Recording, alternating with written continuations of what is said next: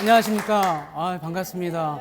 이렇게 뜨겁게 환영해 주셔서 너무 감사합니다. 제가 이런 열렬한 환영을 처음 받아봐가지고 굉장히 얼떨떨한데요. 오늘 저는 여러분들과 그 감정노동에 대해서 이야기를 좀 나눠볼까 해요. 근데 감정노동하면 이야기가 좀 딱딱해질 수 있을 것 같아서 여러분들께서 이렇게 뜨겁게 환영해 주셨으니까 저도 재밌는 이야기 하나 하고 시작할까 하는데요. 괜찮나요? 네. 좋습니다. 이 감정노동이라는 게 사실은요, 어떤 뭐 직장이나 혹은 서비스 직종에 근무하는 분들만의 일은 아니죠. 우리도 일상생활에서 사실은 감정이 상하고 기분 나쁘고 이런 일들이 있잖아요. 단지 감정노동이란 표현만 쓰지 않을 뿐이죠. 그런 일을 우리가 많이 겪게 되는데 그 감정이 가장 많이 상하는 곳이 어디일까요? 가정. 네, 집이잖아요. 집에 왜 원수 하나씩은 데리고 사시잖아요. 뭐 이런 말 있죠. 뭐 우리 애가 원수야.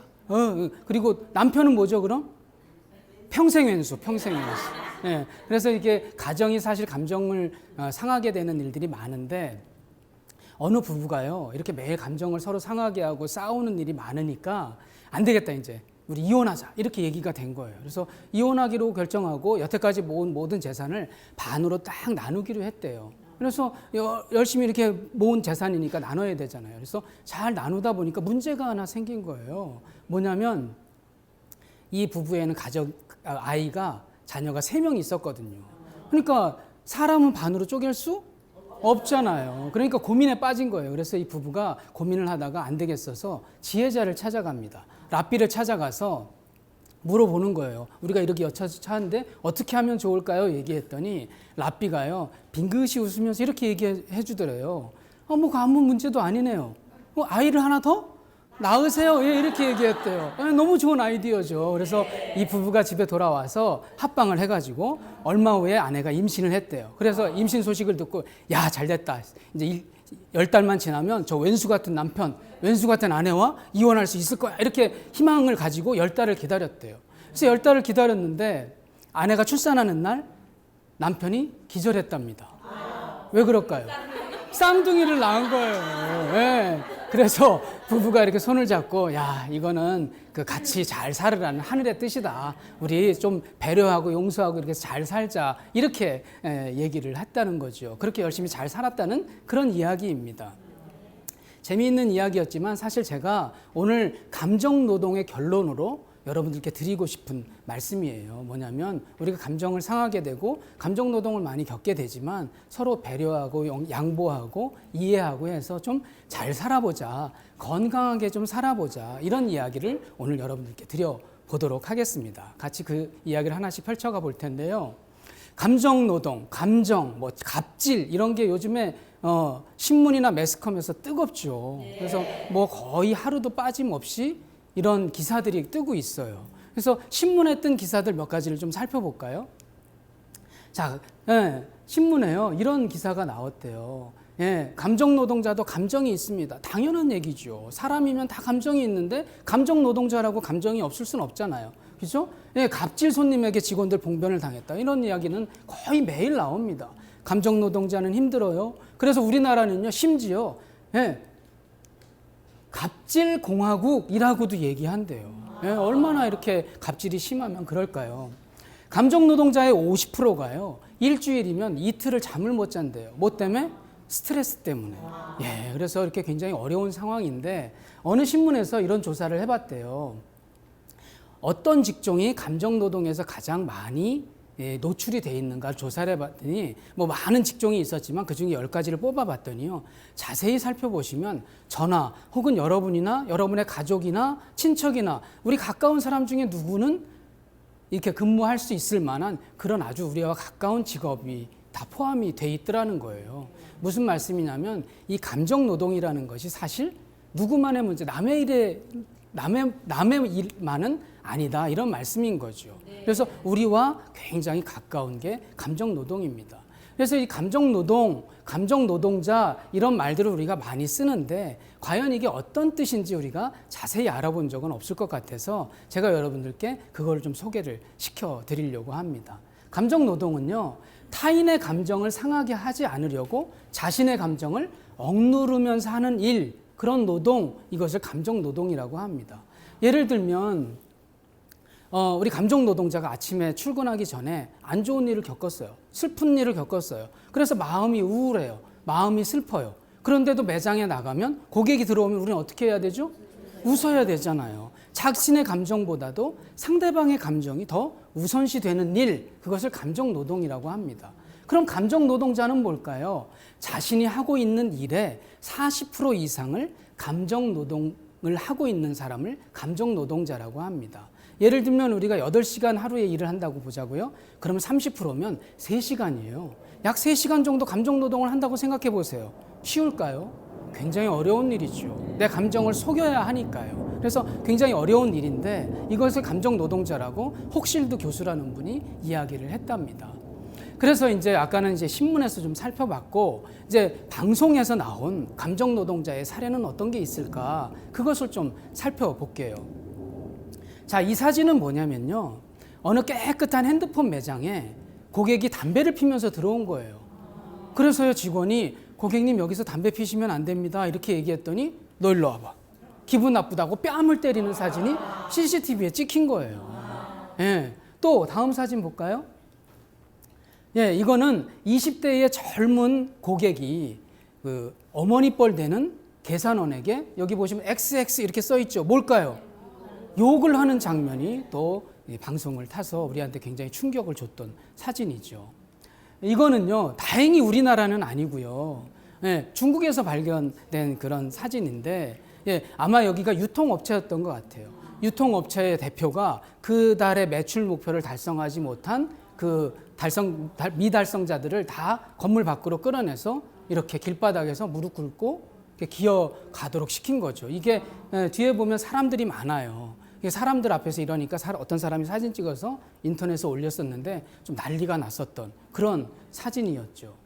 어떤 분들은 이런 거를 보고 야, 설마 저런 일들이 있겠어? 이런 생각을 하실 수도 있지만 제가 유통에서 20년 넘게 근무해 보면서 저도 감정 노동을 겪었고 이런 일들은요, 아주 자주 비일비재하게 일어나고 있어요. 여러분들 이거는 한 5년 2013년 자료인데요. 5년 정도, 그때부터 5년 정도의 승무원들 아시죠? 항공업계 근무하시는 분들, 승무원들을 대상으로 조사를 해보니까 지난 5년간 한 101건 정도의 고객으로부터 폭행 혹은 폭언 사건이 있었다는 거죠. 예. 5년간 100건이면 1년이면 몇 건일까요? 한 20건 정도 됩니다. 예. 그리고 1년에 20건 정도면 한 달이면 한 건에서 2건 정도가 그 고객에 의한 폭행이나 폭언이 일어나는데 혹시 여러분들 우리나라의 승무원 혹은 그 항공업계 다 포함해서 그쪽에 종사하시는 종사원들이 몇 명 정도 되는지 아시나요? 제가 조사를 해보니까 한 3만 명 정도 되는 것 같아요. 얼마 안 돼요. 왜냐하면 우리나라의 그 경제활동 인구가 약 한 2,800만 정도 되거든요. 그 중에 0.1%밖에 안 됩니다. 근데 0.1%밖에 안 되는 직군에서도 한 달에 한두 건 정도의 고객에 의한 폭행이나 폭언이 일어나고 있다면 우리 대문 앞만 열고 나가면 있는 음식점, 또 편의점, 마트 이런 곳에서 근무하는 서비스 직종에 근무하시는 분들 한 2천만 명 정도 된다고 하는데 그분들로 기준을 한다면 거의 매일 하루에도 수백 건씩 고객에 의한 폭행이나 폭언 이런 일들이 일어날 수 있다는 거죠. 예, 근데 처벌은 단 한 건밖에 없었답니다. 예, 이게 이 감정 노동자의 열악한 환경을 그대로 보여주고 있는데요. 그래서 이제 이런 감정 노동자들이 굉장히 여러 가지 어려움을 겪으니까 국가에서 좀 나서기 시작했어요. 그래서 국가에서도 작년에 감정 노동에 의해서 정신질환, 감정 노동에 의한 정신질환은 보통은 우울증이나 자살 충동 혹은 자살 시도 이런 정신질환이 많이 발생을 하거든요. 이런 정신질환에 의한 그 우울증이나 이런 것들을 질병들을 산업재해로 산재로 보상 처리해주겠다는 법안이 작년에 통과를 했어요. 정말 다행이에요. 늦은 감이 없진 않지만 그래도 국가가 이렇게 나서서 해준다니까 너무 감사하죠. 이건 가장 최근 자료인데요. 고용노동부 장관께서 이런 말을 했어요. 그 직원들이 폭언이나 폭행이 일어나는 일들에 대해서 미연에 좀 방지를 해보겠다라는 법안을 한번 통과시켜보겠다 이런 이야기를 하셨습니다. 정말 다행이죠. 예. 그런데 저는 이런 국가적인 노력들 너무 감사하지만 이걸 보면서 한 가지 아쉬움이 있었어요. 뭐냐면 이미 감정노동을 통해서 우리 감정노동자들이 정신질환, 우울증이나 또는 자살충동 같은 그런 일들을 다 겪고 난 다음의 일이잖아요. 그 겪기 전에 이런 것들 예방해주고 일어나지 않도록 방지를 해줘야 되는데 이미 다 아프고 나서 다 자살충동하고 나서 보상해줘도 큰 도움이 안 된다는 건 아니지만 그래도 그 전에 해주는 것이 훨씬 좋지 않겠나. 우리나라 속담에 이런 말 있죠. 소 잃고 뭘 고친다고? 예, 외양간 고친다고요. 소를 잃기 전에 외양간도 튼튼하게 하고 우리의 건강을 잃기 전에 우리의 그 감정 노동을 잘 맞게 해주면 좋지 않겠나 이런 거죠. 그래서 저는 감정 노동은 예방이 먼저다 이런 말씀을 드려요. 그런데 감정 노동을 예방 먼저 합시다 이런 얘기가 굉장히 막연할 수 있어요. 왜냐하면요, 독감 예방 주사 맞으면 돼요. 그렇잖아요. 근데 감정 노동은 뭘로 예방받나요? 어려워요.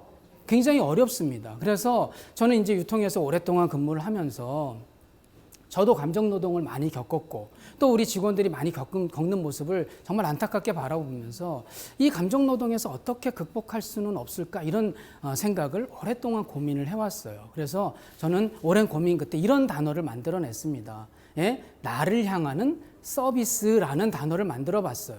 예? 서비스는 누구한테 하는 걸까요? 고객한테 하는 거죠. 또는 서비스를 친절로 바꾼다면 누구한테 하는 거죠? 대상. 우리의 가족이 될 수도 있고 우리 이웃이 될 수 있고 그런 사람들에게 친절을 베푸는 것이 서비스 혹은 친절이에요. 그렇죠? 근데 이 서비스란 단어 자체에 감정노동이 들어있는 거 아세요? 제가 서비스란 단어로 삼행시를 한번 감정노동이 어떻게 들어있는지 삼행시를 지어볼 테니까 한번 운을 좀 띄워보세요. 제가 어디서 들은 건데 자, 서비스, 운, 삼행시 한번 갑니다. 시작. 서럽고 비위상해도 스마일. 마음이 서럽고 마음이 비위상해도요, 우리는 항상 웃음을 강요받는 직종이라는 거죠. 근데요, 또 하나, 스마일에도 감정노동이 들어있었어요. 그것도 삼행시 한번 지어볼까요? 자, 운을 띄워주실래요? 스쳐도 스마일. 마주쳐도 스마일. 일부러 스마일. 예, 우리는 항상 이렇게 웃음을 강요받고 있다는 거죠. 그런 것처럼 서비스 혹은 친절은 나를 대상으로 하는 게 아니라 고객을 대상으로 하는 거였어요. 그런데 저는 그거를 시점을 좀 바꿔보자. 우리의 시선을 좀 바꿔보서 나를 바라보자. 나를 좀 찾아보자는 얘기인데 예를 들면 아까 사진에서 보셨잖아요. 무릎 꿇고 혹은 뺨 맞고 그랬을 때 감정노동자는 어디 갔어요? 나는 어디 갔어요? 나의 가치는 어디 간 거예요? 그래서 그런 상황을 겪을 수밖에 없다면 우리가 그런 상황에서도 내 가치를 잃지 않고 건강하게 나는 가치 있고 소중한 존재라는 것을 알 수만 있다면 그런 것들을 지혜롭게 극복할 수 있다는 거죠. 그런데 고객을 향하는 서비스가 갑자기 나를 향하는 서비스가 뭐 교육받고 갑자기 되는 건 아니에요. 어렵습니다. 그래서 저는 전제 조건 3가지가 꼭 필요하다 이런 얘기를 드려요. 제가 최근에 어떤 영화를 봤더니요. 첫 장면이 이거더군요. 어떤 한 사람이 서 있는데 그 상대방에서 화살을 팍 쏘는 거예요. 와, 굉장히 많은 화살들이 날라와서 그 사람 앞에 툭툭 떨어지던데 우리는 사실 사람들을 관계하는 우리는 일상생활에서 감정을 상하게 하거나 감정 노동의 화살을 매일 맞고 있어요. 그런데 어떤 방패 뒤에 숨거나 또는 벽 뒤에 숨지 않으면 우리는 항상 감정 노동의 화살에 맞아서 죽을 수도 있잖아요. 그러면 우리가 감정노동 또는 감정이 상하게 되는 그런 상황을 매일 겪는다면 우리 스스로 방패를 좀 만들어서 그 방패 뒤에 숨어서 그런 것 화살들을 잘 막을 수 있으면 좋겠다라는 것이 나를 향하는 서비스 전제 조건 3가지, 방패 3가지를 오늘 여러분들께 소개를 하려고 하는 겁니다. 그래서 3가지를 하나씩 가려고 하는데 첫 번째는 말의 힘이고요. 2번째는 아름답게 마음쓰기고 3번째는 나를 사랑하기입니다. 어떻게 이게 서비스하고 연관되느냐 이렇게 생각하실 수도 있는데 하나씩 살펴보면서 정말 이것이 어떻게 서비스와 연관되는지 우리 감정노동을 극복할 수 있는 방패가 될 수 있는지 그 얘기를 좀 더 풀어가 보도록 하겠습니다. 먼저는 말의 힘입니다. 여쭤볼게요. 말에는 힘이 있을까요? 말에는 힘이 있어요. 근데 말에 힘이 있다는 걸 어떻게 아세요? 잘 모르죠. 그래서 어떤 분들은요, 말에 힘이 있는지 연구를 해본 거예요. 실험을 해본 거예요. 그래서 어떤 분이 이렇게 실험을 한 분 중에 가장 유명한 분은 일본의 에마토 마사루라는 분이 물을 기준으로 이렇게 말의 힘을 실험해 봤어요. 한쪽에는 긍정적인 물에다가 한쪽에는 부정적인 말을 이렇게 해줬더니 그 말을 하고 난 다음에 물의 입자를 이렇게 사진을 찍어 본 거예요. 그랬더니 긍정적인 말을 해준 쪽에 물은 육각수가 아주 선명하고 튼튼하게 돼 있는 반면에 부정적인 말을 해준 물의 육각수는요, 막 육각수가 썩어 있거나 혹은 막 망가져 있거나 이렇다라는 거죠. 우리나라 MBC에서도 이 말의 힘을 실험했었어요. 2009년 한글날 특집 다큐멘터리에서 이 말의 힘을 실험했었는데 방식은 이랬습니다. 2개의 용기에다가 갓 지은 따뜻한 밥을 담은 거예요. 그래서 한쪽에는 감사합니다 같은 긍정적인 말, 한쪽에는 짜증나 같은 부정적인 말을 붙여놓고 그 MBC 아나운서실에 갖다 준 거예요. 갖다 주면서 이렇게 얘기한 거죠. 이쪽에는 한 달 동안에 나쁜 말만 해줘. 이쪽에는 좋은 말만 해줘. 이렇게 부탁을 하고 한 달 후에 다시 갔답니다. 그랬더니 그 결과가 놀라웠어요. 긍정적인 말을 해준 밥은요, 곰팡이가 폈는데 그 곰팡이가 예쁘고 하얗게 폈대요. 그런데요, 부정적인 말을 해준 밥은 까맣게 썩어버렸답니다. 근데 이 결과물도 중요하지만 이 MC를 맡았던 아나운서가 마지막 마무리 멘트를 이렇게 하는 거예요. 만약에 이게 밥이 아니라 우리 사랑하는 가족이나 직장 동료나 이웃이면 어떻게 됐을까요? 이렇게 얘기하는 거예요. 제가 깜짝 놀랐어요. 좀 무서웠어요. 그래서 이게 정말 진짜일까라는 그런 의문이 드는 거예요. 그래서 저도 한번 실험을 해보겠다 이런 생각을 하고 저도 저희 사무실에다가요, 감자, 고구마, 양파 이런 걸 사다가 말의 힘을 실험하기 시작했어요. 그래서 한쪽에는 똑같이 긍정적인 말, 한쪽에는 부정적인 말을 이렇게 붙여놓고 이렇게 계속 실험을 했는데, 보시다시피 이제 사실은 이제 좋은 말은 쉽잖아요. 감사합니다, 고맙습니다, 예쁘다 이런 말은 쉬워요. 근데 제가 좀 신사 같나요? 이게 이제 양반이 욕을 할 수가 없잖아요. 그래가지고 제가 옆에 부서 남직원을 부른 거예요. 야, 너 일로 좀 와봐. 여기다가 니네 부서장 욕 좀 해봐. 그랬더니요, 이 친구가 물 만났어요. 막 육두문자를 써가면서 막 욕을 해서 감자 고구마를 이렇게 만들어놨어요. 보여드릴까요?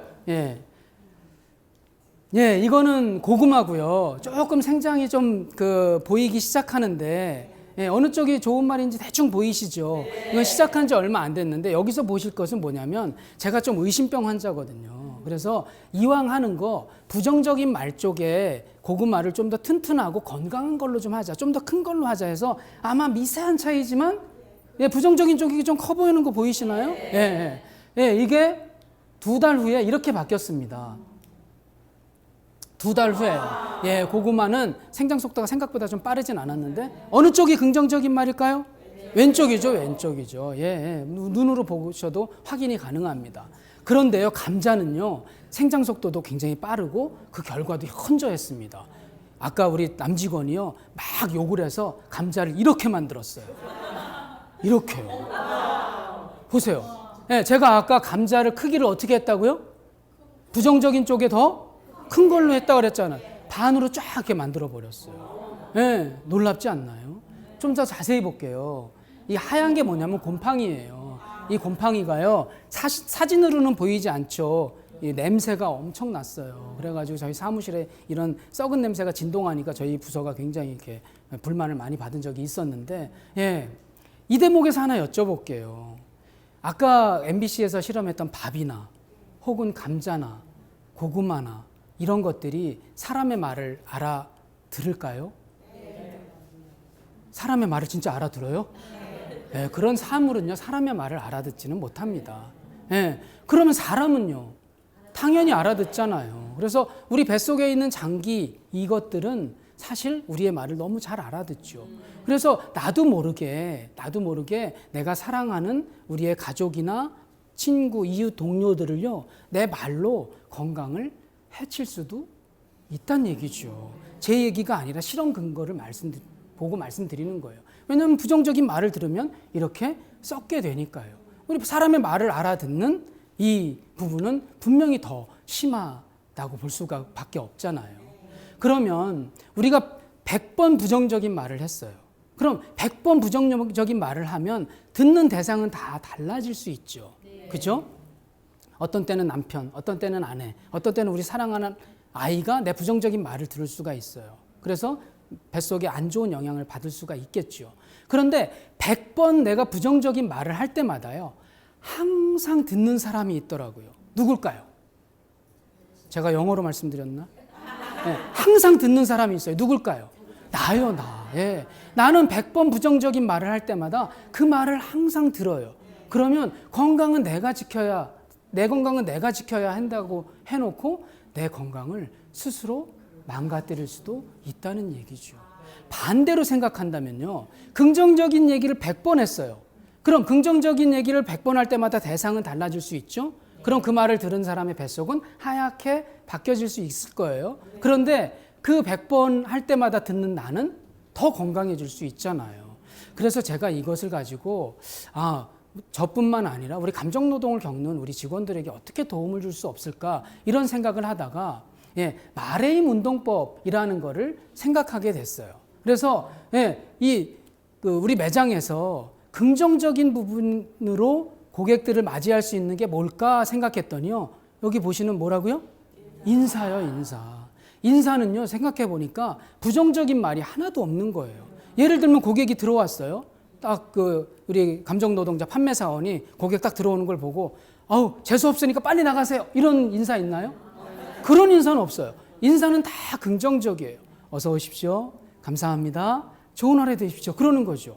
자, 우리 아까 봤던 고구마 감자에 이 사람의 긍정적인 에너지가 들어가서 생장 속도를 빠르게 하는 것처럼 우리의 뱃속에 있는 장기들도 우리가 긍정적인 에너지를 주면 우리 스스로 건강해질 수 있잖아요. 그래서 저는 그거를 알고 나서 인사는 누구한테 하는 걸까요? 상대방 혹은 고객한테 하는 거잖아요. 절대 저는 고객한테 인사하라고 하지 않습니다. 누구 들으라고 할까요? 나요, 나. 내가 100번 긍정적인 말을 하면 내 뱃속의 장기도 긍정적인 에너지를 받게 될 게 분명하니까. 그래서 긍정적인 에너지를 상대방한테 주지 말고, 물론 상대한테도 좋은 영향이 갔겠죠.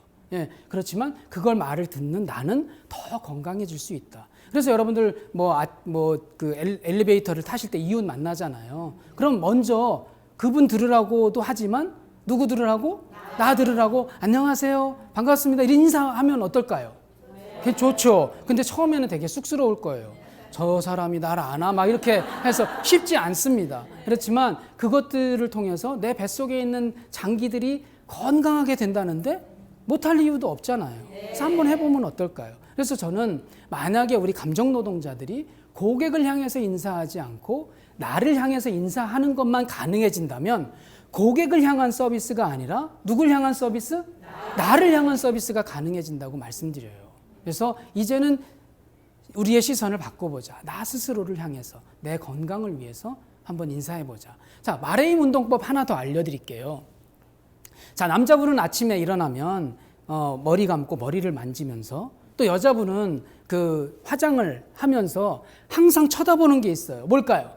거울이요, 거울. 거울은 항상 우리가 이렇게 쳐다보잖아요. 메이크업 하거나 이럴 때 거울을 쳐다보는데, 우리가 아침을 활기차게 시작할 수 있는 방법이기도 하는데, 자, 여러분들 화장할 때 생각해 보시자고요. 자, 손 바쁘죠? 얼굴도 바빠요.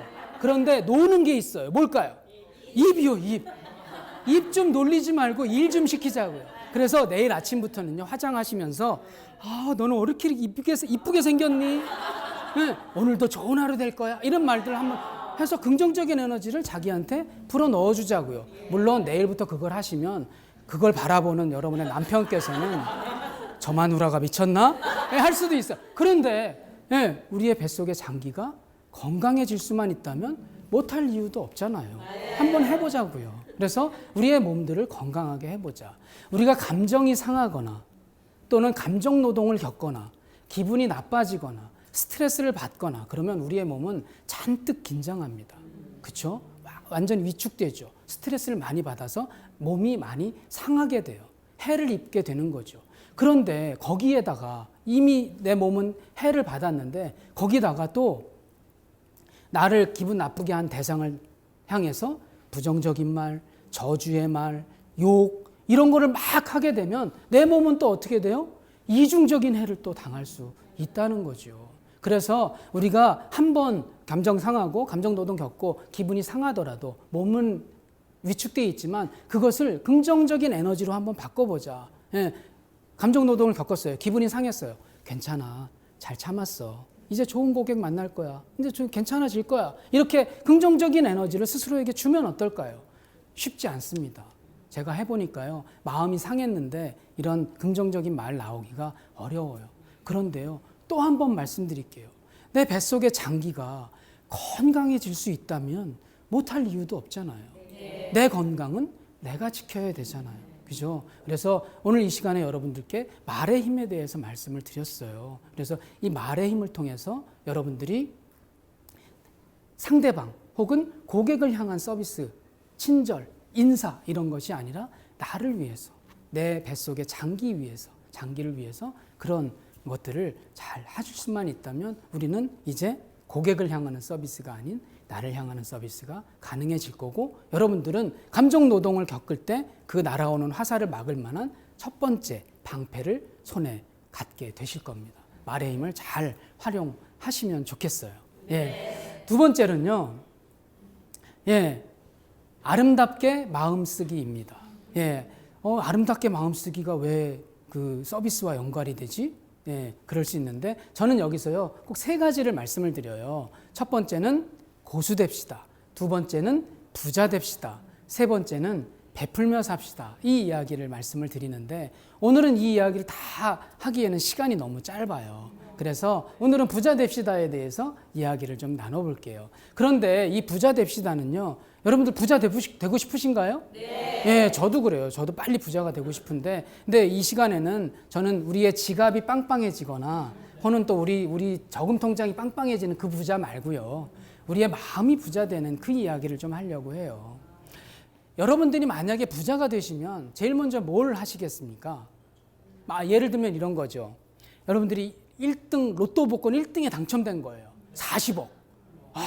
그러면 뭐부터 하시겠어요? 예, 보통의 사람들은요. 예, 좋은 집으로 이사 가죠.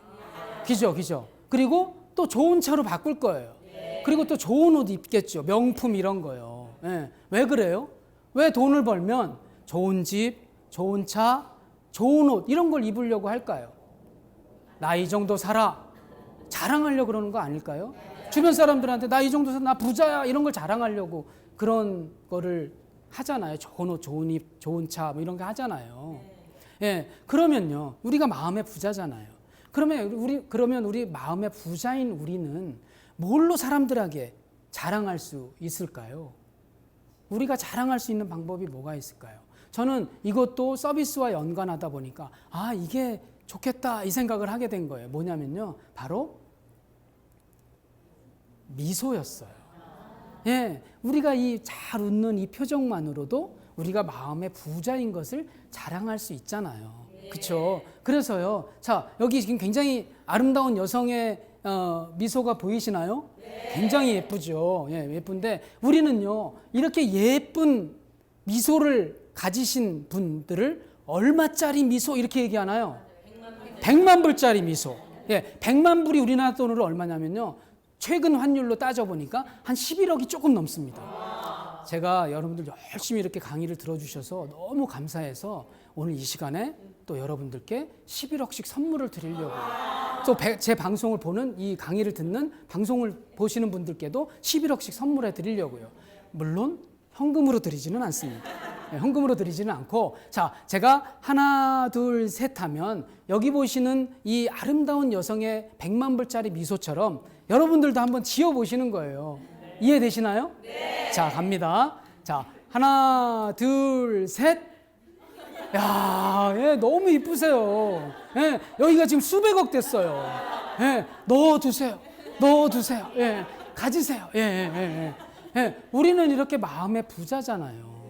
그럼에도 불구하고 왜 인상 쓰고 다니고 찡그리고 다니냐는 거죠.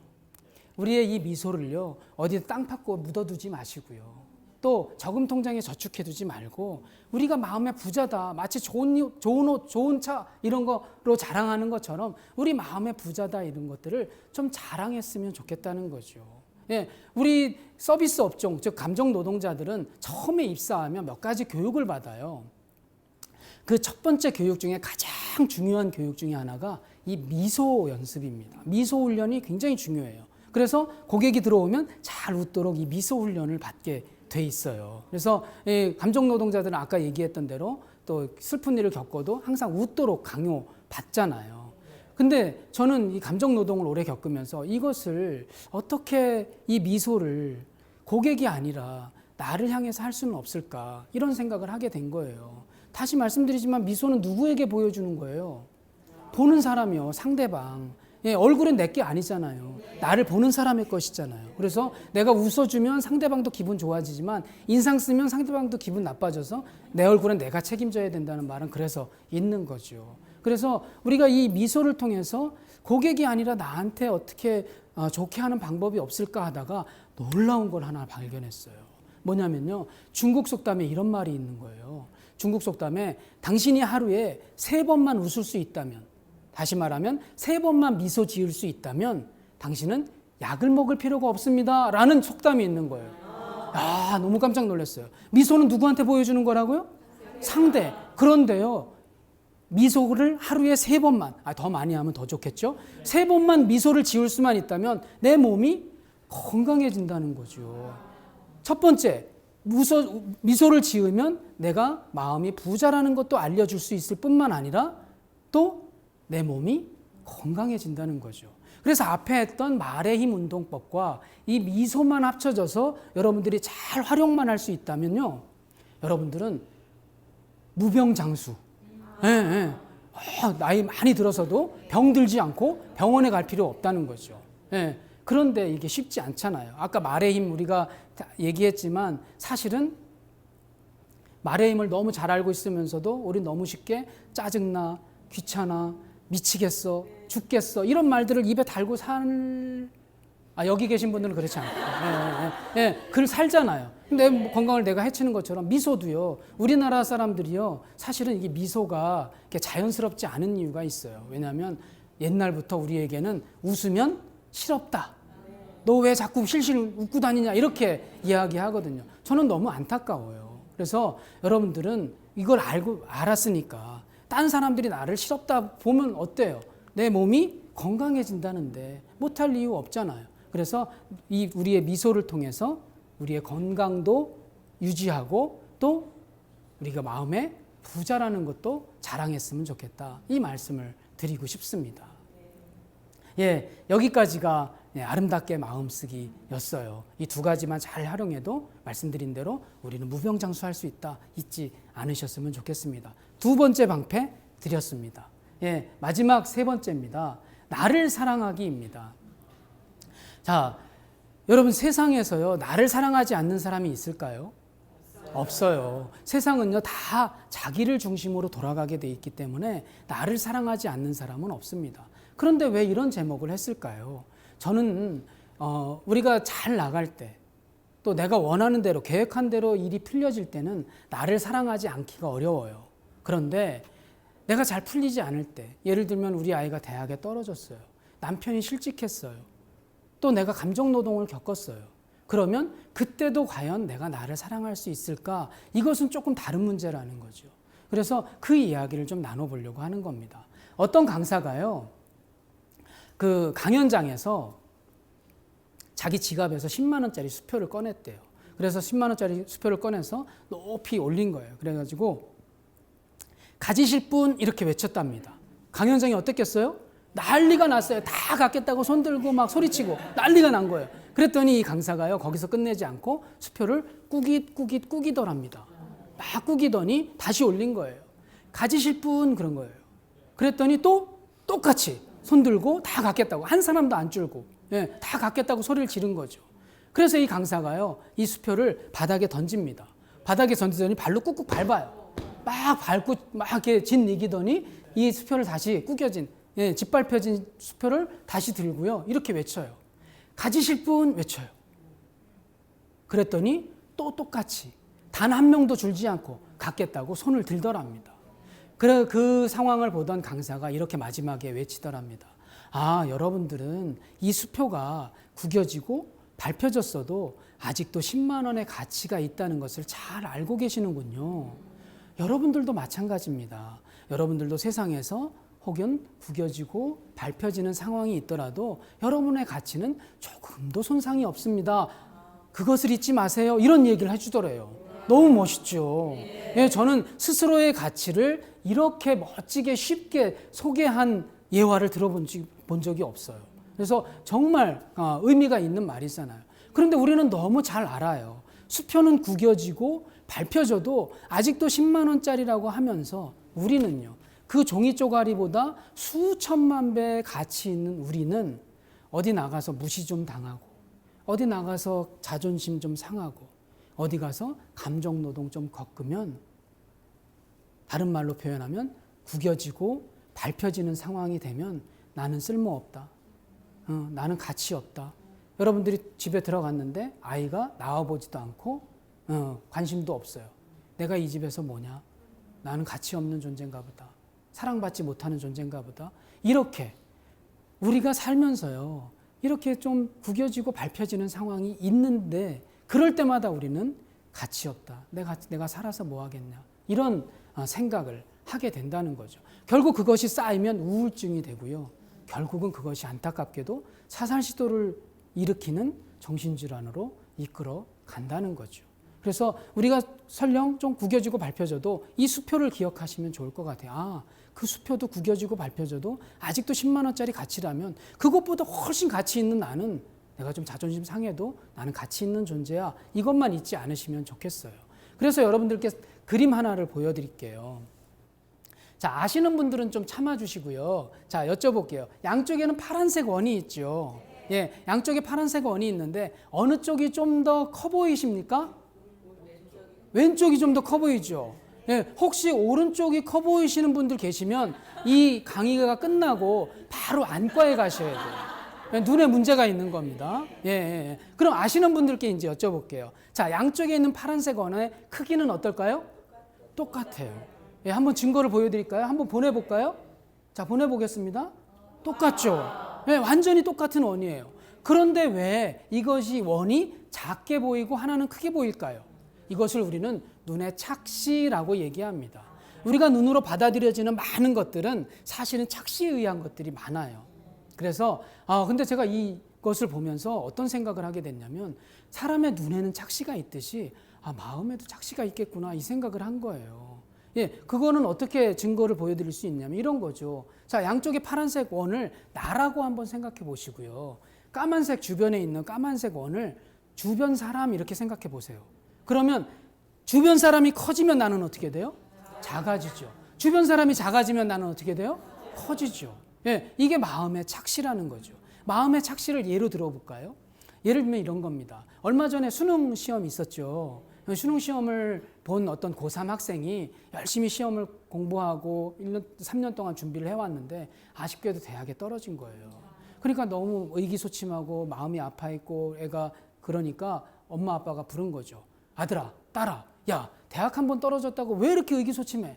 괜찮아. 한 번 더 하면 되잖아. 내년에 엄마 아빠가 더 이렇게 지원할 테니까 한 번 더 해봐. 열심히 힘내봐. 괜찮아. 재수는 누구나 하는 거야. 아빠도 했어. 뭐 이런 식으로 해서 격려를 했어요. 그랬더니 이 아이가 용기가 생긴 거예요. 예, 알았어요, 아빠. 한번 힘내볼게요. 그리고 화이팅 하고 끝냈어요. 근데 얼마 후에 그 같이 시험을 본 옆집 아이, 딸의 소식을 들은 거예요. 그랬더니 알고 봤더니 그 집 딸은 소위 말하는 명문대에 합격한 거죠. 그 얘기를 듣는 순간에 20년 동안 그렇게 사랑으로 키워오고 아까 그렇게 힘을 불어 넣어주면서 격려했던 용기를 줬던 우리 아들 혹은 딸이 갑자기 어떻게 보일까요? 작아 보이죠. 마음의 착시 때문에 생기는 일입니다. 여러분들이 혹시 여고 동창 모임을 갔다고 생각해 보세요. 여고 동창 모임 가면요 항상 그 재수 없는 친구 하나씩은 나와요. 꼭 있어요. 요번에 우리 남편 임원 승진했어. 연봉이 억대야 뭐 이렇게 자랑하는 재수없는 친구 꼭 나오잖아요. 예. 그러면 그런 이야기를 듣는 순간에 평생을 행복하게 살아왔던 내 남편이 갑자기 어떻게 돼요? 작아진다는 거죠. 예. 마음의 착시 때문에 그렇습니다. 옆집이 이사 간대요. 그래서 어디로 가세요? 물어봤더니 이번에 로또 복권이 당첨돼가지고 강남의 큰 평수로 간다는 거예요. 그러면 나는 아직 전세 사는데 조그만 평수 사는데 그 사람에 비해서 나는 갑자기 어떻게 돼요? 작아지죠. 이렇게 우리 마음의 착시는요, 심해지면 마음의 질병을 일으킵니다. 예, 그래서 저는 이 마음의 착시를 극복하고 마음의 질병을 없애보고자 이런 표현을 드려요. 예, 비염 탈출이라는 건데요. 예, 우리 혹시 여러분들 그 비염 겪으시는 분 있으신가요? 예, 비염, 저희 아들이 비염 환자인데 환절기 때마다 아주 애를 먹습니다. 코에 콧물은 계속 흐르고 목은 팅팅 부어있고 눈은 빨갛고 막 머리가 아파서 잠을 못 자요. 너무 고생하는 모습을 보는 아빠의 심정이 어떻겠어요. 그죠? 정말 고생이 많습니다. 그런데 마음의 착시로 인한 마음의 질병, 즉 마음의 비염이 우리 사람을 굉장히 어렵게 하는데요. 제가 말씀드리는 마음의 비염은 이거예요. 첫 번째 비교의식, 두 번째 염려예요. 그래서 앞 글자를 딱 땄더니 뭐가 돼요?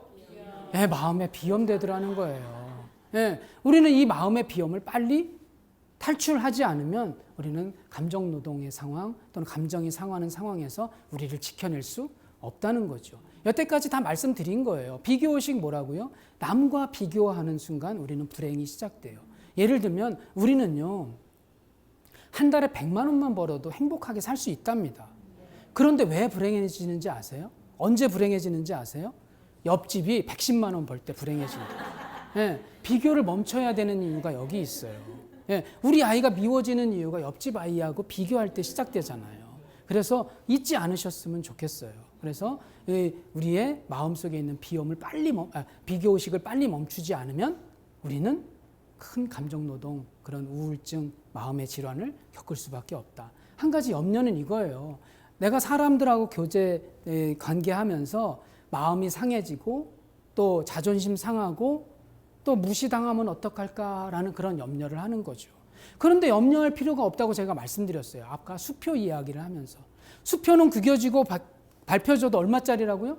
10만 원이요. 그럼 그 수표보다 수십만 배 가치가 있는 나는 조금 어디서 무시당하고 또 감정노동을 겪어도 또 자존심 상해도 나의 가치는 전혀 손상이 없다는 것, 이것만 아시면 여러분들이 그런 마음의 질병들을 극복해낼 수 있다는 거죠. 예, 제가 여태까지 여러분들께 그 방패 3가지, 전제 조건 3가지 말씀을 드렸습니다. 그래서 여러분들이 이제 이 시간 이후에 사람들과의 관계 속에서 겪을 수 있는 감정이 상하고 또 감정 노동을 겪고 내가 가치 없다고 생각할 수 있을 만한 그럴 때마다 우리는 방패를 내밀면 좋겠어요. 예, 먼저는 말의 힘입니다. 인사와 거울 말씀드렸죠. 인사를 다른 사람에게 하지 말고 나에게 해라. 또 긍정적인 말들, 긍정적인 에너지로 스스로에게 주라. 그 말씀 드렸어요. 예, 자, 두 번째, 아름답게 마음쓰기에서 굉장히 중요한 비결을 하나 알려드렸어요. 뭐라고요? 미소요. 미소는 내가 마음이 부자인 것을 자랑할 수 있을 뿐만 아니고 내 몸도 건강하게 할 수 있는 비결이 된다. 그 말씀 드렸습니다. 자, 마지막으로요. 예, 나를 사랑하기 말씀드렸죠. 뭐에서 탈출해보자? 비염에서 탈출하자. 비염이 뭐라고요? 첫 번째 비교의식. 염려. 예, 남과 비교하지 않으면 우리는 불행합니다. 절대로 남과 비교하지 마세요. 비교하는 순간에 우리는 불행한 역사가 시작됩니다. 예, 남은 남이고 나는 나고 난 100만 원만 벌어도 행복하다. 이 생각을 하시면 좋겠고 어디 가서 내가 무시당하고 자존심 상하는 일도 크게 걱정할 필요 없다. 왜? 내 가치는 아직도 훌륭한 가치가 있는 존재이기 때문입니다. 예, 어떠셨어요?